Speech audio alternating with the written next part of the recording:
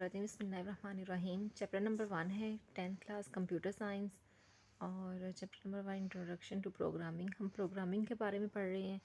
Coding किस तरह से लिखी जाती है, कोड किस तरह से जो है वो अंडरस्टैंड कर पाते हैं। तो कल हमने पढ़ा था कि किस तरह से वो जो है प्रोग्राम जो है वो सी लैंग्वेज जो हमारा structure of the C program था उसके 3 जो हमने थे पार्ट्स पढ़ लिए थे। पहला था हेडर, दूसरा था मेन सेक्शन, तीसरा था मेन फंक्शन। आज हम पढ़ेंगे कमेंट्स क्या होता है। Purpose and syntax of comments in C programs. Comments क्या होता है? Comments are the statements in a program that are ignored by the compiler do not get executed. अब जो कमेंट्स होते हैं वो आम लैंग्वेज में जो भी हमें इंग्लिश लैंग्वेज में जो है वो रिटर्न होते हैं, जिसका कंपाइलर के साथ तो कोई लिंक नहीं होता, क्योंकि कंपाइलर जो होता है वो जो कोडिंग की लैंग्वेज को ही अंडरस्टैंड कर पाता है।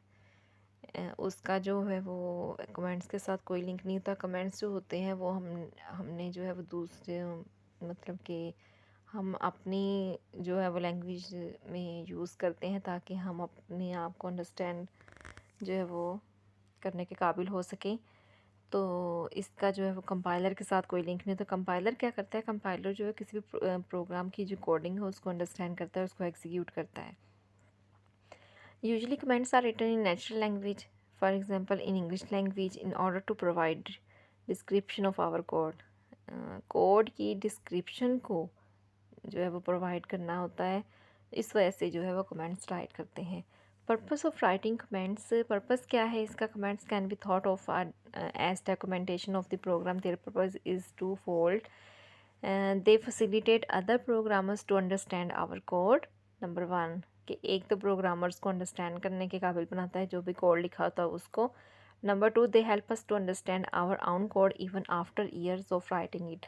अब ये होता है कि ये जो ऊपर एक्टिविटी दी है 1.4, इसमें ये एक कोड मतलब कि सारा जो है वो सी प्रोग्राम का जो है वो कोड लिखा हुआ है सारा। Hash include stdio.h, hash include conio dot H, wide mean, आगे जो है वो दी हुई है छोटी ब्रैकेट्स, आगे करली ब्रैकेट्स में जो है वो मेन फंक्शन दिया हुआ। प्रिंट एफ जो है वो रिजर्व वर्ड्स हैं, I am a student of the class 10th।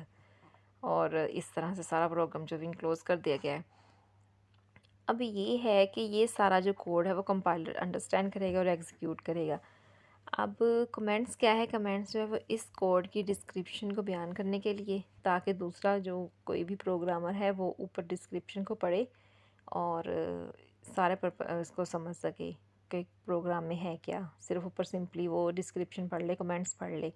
दूसरा ये कि हमें अपने प्रोग्राम को भी अंडरस्टैंड करने के लिए भी ऊपर छोटी सी डिस्क्रिप्शन लिख दें तो हम सारे कोड को समझ सकेंगे कि सारा जो है प्रोग्राम क्या लिखा हुआ है।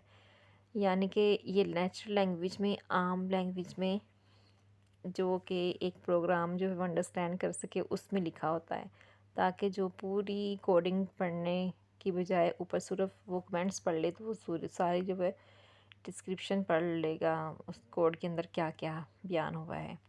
We do not want these statements to be executed because it may cause syntax error as the statements are written in the natural language। अब जो कमेंट्स है वो कोडिंग के अंदर तो लिख नहीं सकते।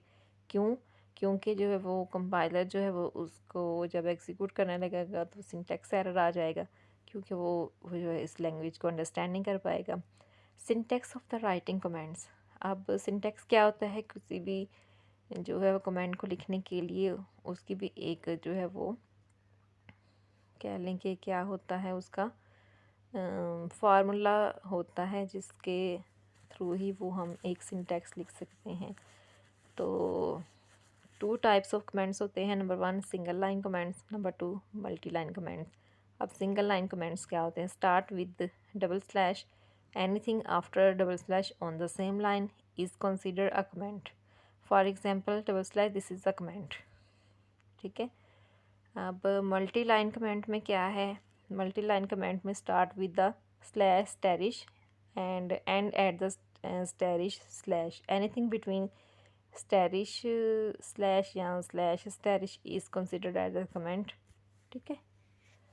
यानी कि जो सिंगल लाइन है वो डबल स्लैश के साथ, और जो मल्टी लाइन है वो स्टैरिश और स्लैश के साथ जो है वो कमेंट्स लिखे जाते हैं। फॉर एग्जांपल जो है वो slash asterisk, this is a multi line comment, asterisk slash.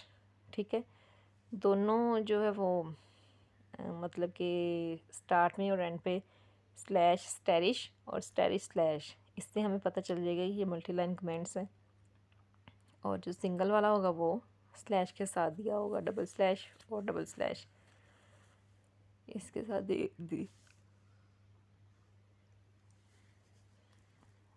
ठीक है, नेक्स्ट जो है हमारे पास है following sample code demonstrates the usage of the comment. अब ये जो एग्जाम्पल कोड दिया हुआ 1.1, इससे हम जो है मल्टी लाइन और सिंगल लाइन जो है कमेंट्स को ईजीली जो है वो डिस्क्राइब कर लेंगे।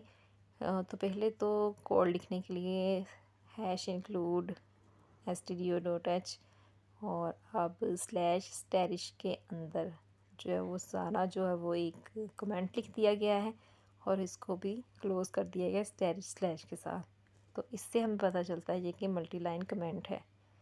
ठीक है, उसके बाद जो है वो डबल स्लैश वाला जो है वो वाइड मेन और फिर कर्ली ब्रैकेट, अब डबल स्लैश जो यूज़ कर दिया गया है फिर डबल स्लैश है, तो इसका मतलब ये होगा कि ये जो है वो सिंगल लाइन कमेंट है। ठीक है, अब ये हमारे पास छोटा सा एक टॉपिक था जिसमें कि उन्होंने बताया था कमेंट्स क्या होता है। कमेंट एक डिस्क्रिप्शन होती है छोटी सी, जो कि एक सी प्रोग्राम या कोडिंग की उन्होंने बताई होती है।